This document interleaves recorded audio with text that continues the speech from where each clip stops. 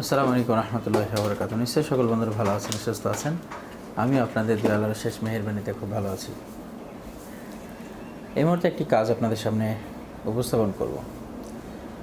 তার আগে আমি সবসময় দৃষ্টিভঙ্গি নিয়ে কথা বলি। এই মুহূর্তে দৃষ্টিভঙ্গি নিয়ে আরও একটি কথা। বন্ধুরা, সম্পর্ক একটি বিশাল পার্ট। পৃথিবীতে সব মানুষের সঙ্গে রিলেশন বিল্ড আপ করতে পারে না। কিছু মানুষ দেখেছি যারা নিজেরাই স্বীকার করে যে আমি মানুষের সাথে সম্পর্ক করতে পারি না। সম্পর্ক করার জন্য কিছু স্কিল আছে। বর্তমান সোশ্যাল মিডিয়ার বদৌলতে সারা পৃথিবীব্যাপী আমরা যে কোনো সময় যে কোনো মানুষের সান্নিধ্যে আসতে পারি, যার কারণে বছর বছর থেকে আমরা অনেক সময় অনেক দূরে অনেক মানুষের কাছ থেকে, কিন্তু সোশ্যাল মিডিয়ার বদৌলতে আমরা মনে হয় যে সবসময় কাছাকাছি আছি এবং কথোপকথন, সরাসরি দেখা সব কিছুই সম্ভব। আরও একটি স্কিল আছে যে বিষয়টি আমি বিশেষভাবে অনুধাবন করেছি এবং এটাকে আমি সবসময় মেনটেন করি। একসময় এক ছাত্র আসলো হঠাৎ করে 1 সপ্তাহ প্রশিক্ষণের জন্য, আর ওই সময় ওকে আমি একটা আবাসিক হোটেল করে দিয়েছিলাম আমার রাজশাহীতে। তা আবাসিক হোটেল করে দেওয়ার পরে সেখান থেকে নাম্বারটা নিয়ে ওই ছেলেটাকে আমি দিয়েছিলাম এবং বলেছিলাম যে নাম্বারটা আপনার কাছে রেখে দিন, আসার পরে সেখানে যোগাযোগ করলে আপনাকে তারা রিসিভ করবে। বন্ধুরা, এর পরবর্তীতে কোনো এক সময় ওই হোটেলের নাম্বারটি আমার কাছে থেকে হারিয়ে যায়। আর আরও একজন যখন গেস্ট আসছিল তখন ওই হোটেলে ওই মানুষটাকে সিট করে দেওয়ার জন্য আমার ওই পূর্বের ছাত্রটাকে কল করে তাকে জিজ্ঞেস করি যে তার কাছে নাম্বারটি আছে কি না। সঙ্গে সঙ্গে সে নাম্বারটা চেক করে বললো যে স্যার আমার কাছে নাম্বারটি আছে। আমি বললাম যে ওই হোটেলে একটা বুকিং করে দিতে হবে, একটা গেস্ট আসবে, তার জন্য সিট বুক করতে হবে। আর সঙ্গে সঙ্গে সে ওখানে কল করে এবং সিটটা বুকিং করে দেয়। বন্ধুরা, তখন আমার কাছে মনে হলো যে নাম্বারটি সেভ করে নেই, কিন্তু পরক্ষণে আমি ডিফারেন্ট কিছু আইডিয়া নিয়ে আসলাম, কারণ আমি অত্যন্ত ব্যস্ত থাকি আর নিজের কোনো রকম সিচুয়েশন তৈরি হয় না একজন মানুষের সঙ্গে সরাসরি কথা বলা অথবা মাঝে মধ্যে তাকে কল করে তার খোঁজ নেওয়া। এটা অনেক সময়ের সঙ্গে হয়ে ওঠে না, যার কারণে আমি তাৎক্ষণিকভাবে মনে করেছি যে নাম্বারটা আমি আর সেভ করব না। এবং এখনও পর্যন্ত প্রায় 2টি বছর হয়ে গেছে। 2টি বছরের মধ্যে যত ধরনের গেস্ট আসে আমার কাছে, ওই হোটেলে আমি সাজেস্ট করি, কিন্তু সাজেস্ট করার সময় আমি প্রথমে ওই ছাত্রকে কল দিয়ে তাকে দিয়ে ওই হোটেলটা বুকিং করাই। অথচ আমার এখান থেকে মাত্র 3 কিলোমিটার দূরে সেই আবাসিক হোটেলটি। এবং সেই ছাত্রর কাছেও আমি কিন্তু এই কথাটি উপস্থাপন করেছিলাম, ব্যক্ত করেছি যে আসলেই আমি আপনাকে কল দিই এই হোটেলে সিট বুকিংয়ের কারণেই হয়তো আপনার সঙ্গে আমার কথাটা হচ্ছে, এবং একটি রাস্তা রেখে দিয়েছি যে রাস্তার মাধ্যমে আমি তার সাথে যোগাযোগ করি। তো ডিফারেন্ট কিছু চিন্তাভাবনা আমাদের সম্পর্কগুলোকে আরও শক্ত মজবুত করবে, কারণ একটা মানুষের সঙ্গে যখন দীর্ঘদিন কথা হয় না, দীর্ঘদিন দূরাদূরি থাকে, তখন তার প্রতি মহব্বত, অ্যাক্টিভিটিস, তারপরে যে ভালোবাসা, যে সম্পর্কের একটা মিলবন্ধন, সব কিছু কিন্তু আস্তে আস্তে দূরত্ব তৈরি হতে থাকে।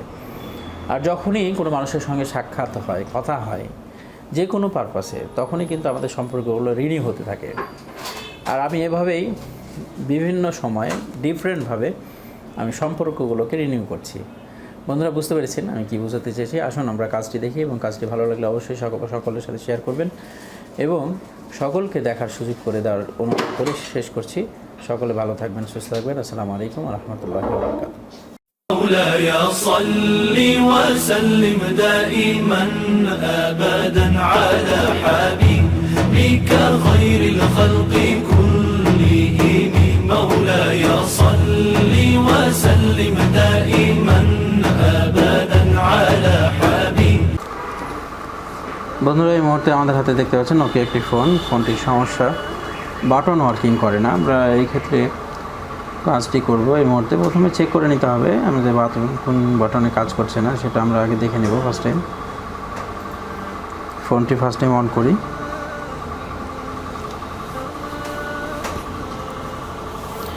দেখতে পাচ্ছেন নোকিয়া লেখা আসছে। নোকিয়া ফোনগুলো বাজার থেকে হারিয়ে গেল, কিন্তু কাজগুলো করতে খুব ভালো লাগতো। দেখতে পাচ্ছেন এখানে 1,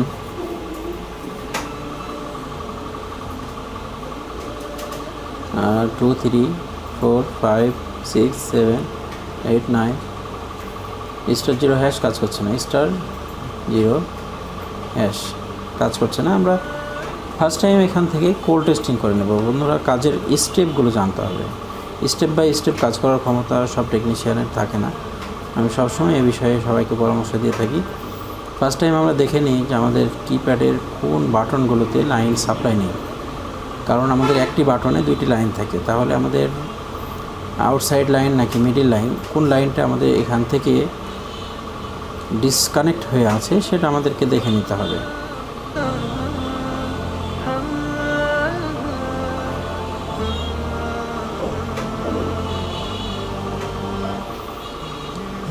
প্যাডটা হাতে তৈরি করে দেওয়া, যার কারণে এখানে আঠাটা একটু শক্তপোক্ত।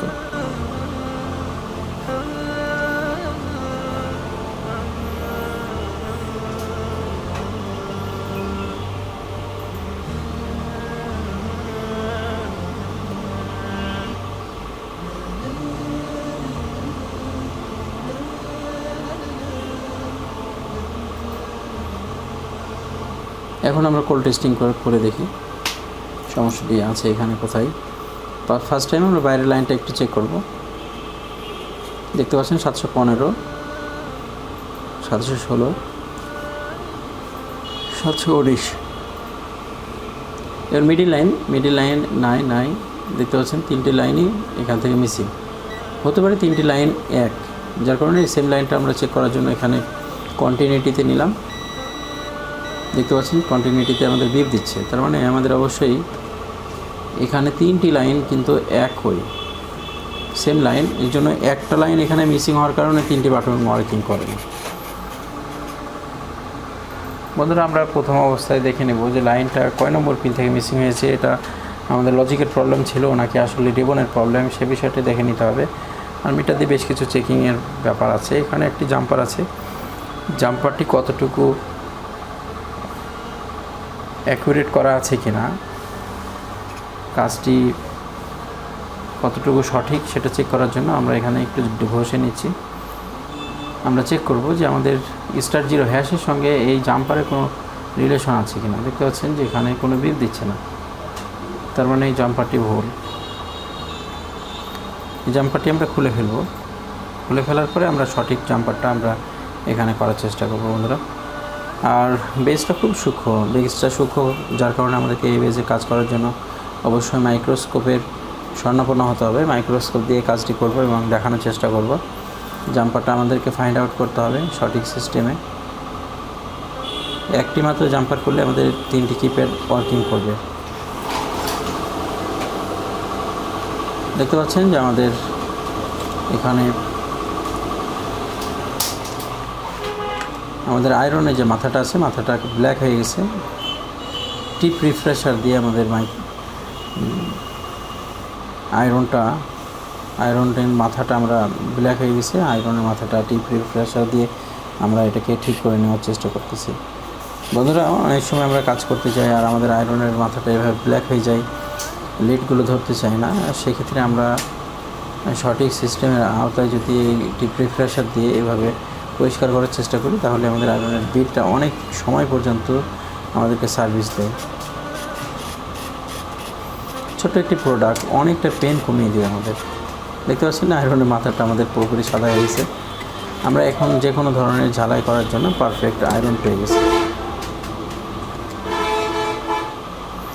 দেখতে পাচ্ছেন মাইক্রোস্কোপে আমাদের বেজে প্রবলেম আছে। আমরা মিটার দিয়ে চেক করেছিলাম এবং মোবাইল ফোনের 2 নম্বর যে বেসটা ছিল আমাদের কিপ্যাড লজিকের 2 নম্বর বেস থেকে আমাদের লাইনটা হারিয়েছে। আর মূলত এটা ফোনের লাইনটা ঠিক আছে, কিন্তু মাদারবোর্ড পর্যন্ত যেতে গিয়ে প্রবলেমটা হচ্ছে। আর মাঝখান থেকে এই রিবনটাই সমস্যা। এখানে পানি ঢুকেছিল, পানি ঢোকার কারণে বেশ কিছু পিন ক্ষতিগ্রস্ত হয়েছে। এখন আমরা 2 নম্বর পিনের সঙ্গে সম্পৃক্ত যে টিপস আছে সেখান থেকে আমরা একটি জাম্পার নেওয়ার চেষ্টা করব এবং সরাসরি মাদারবোর্ডে কানেকশন করব। তাহলেই আমরা কাজটি পরিপূর্ণতা পাবে বলে আমরা বিশ্বাস করছি। এই মুহূর্তে আমরা দেখতে পাচ্ছি যে বেজ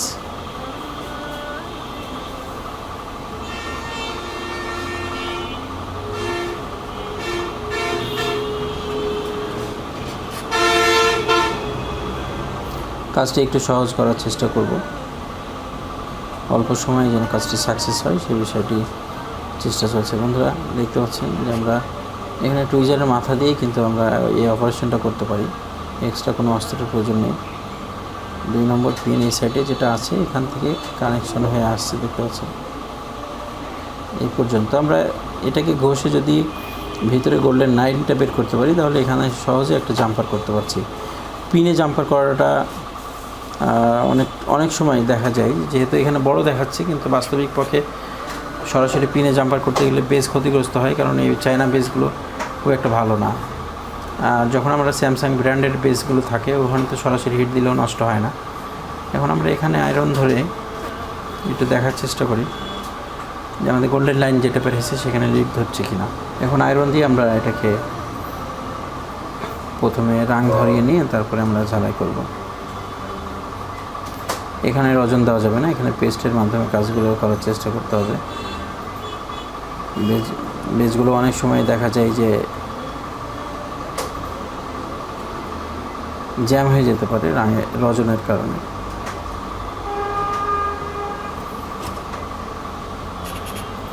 লাইনটি সাদা হয়ে গেছে, আমরা এখন এখানে জাম্পার কানেকশন করতে পারি।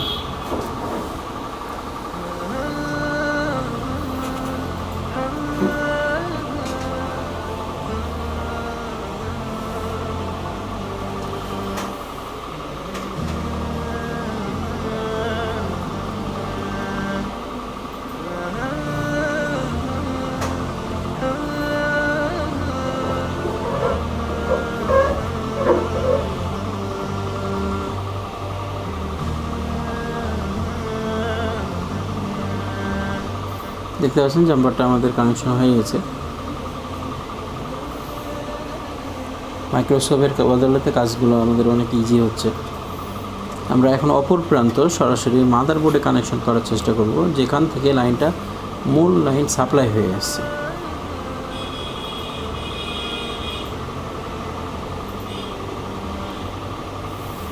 আপনারা দেখতে পাচ্ছেন মাদারবোর্ডের যে বেসটা আমরা দেখতে পাচ্ছি, এখানেও কিন্তু 2 নম্বর পিনটা যেখানে কানেক্ট হয়েছে সেই জায়গাতেই আমাদেরকে জাম্পারটা কানেকশন করতে হবে।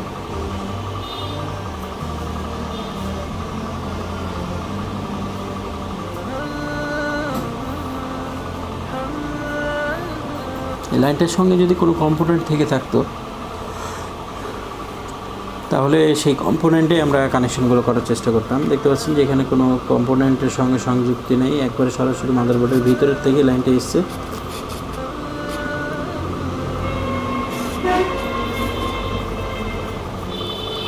যার কারণে আমরা পিনের যে গোড়াটা আছে সেখানে আমরা সরাসরি জাম্পারটা করব।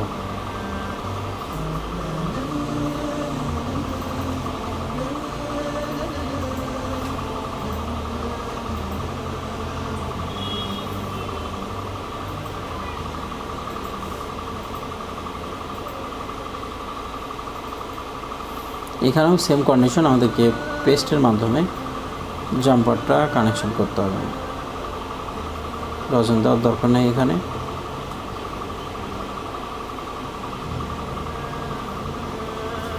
জাম্পার ওয়্যার তো নেই, মনে হচ্ছে মাইক্রোস্কোপে কোনো একটা রড এখানে কানেকশন করা হচ্ছে।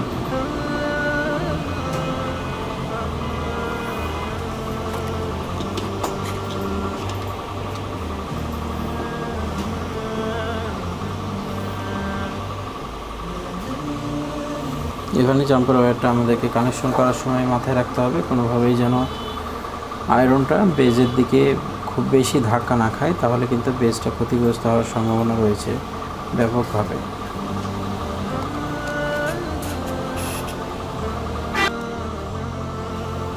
দেখতে পাচ্ছেন যে আমাদের জাম্পারটা মোটামুটিভাবে কানেকশন হয়ে গেছে।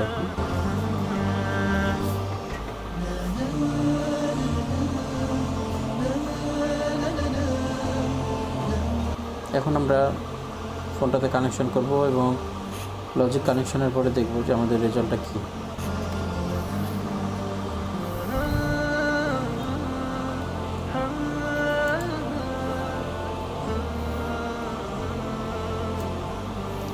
আমরা কোল্ড টেস্টিং করে দেখে নিই যে আমাদের এখানে লাইনটা ফেরত আসছে কিনা। মিটারের মাধ্যমে।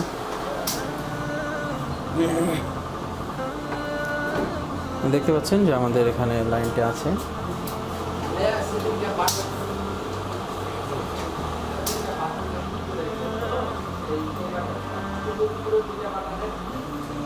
এখানে আমরা ফোনটা অন করেছি।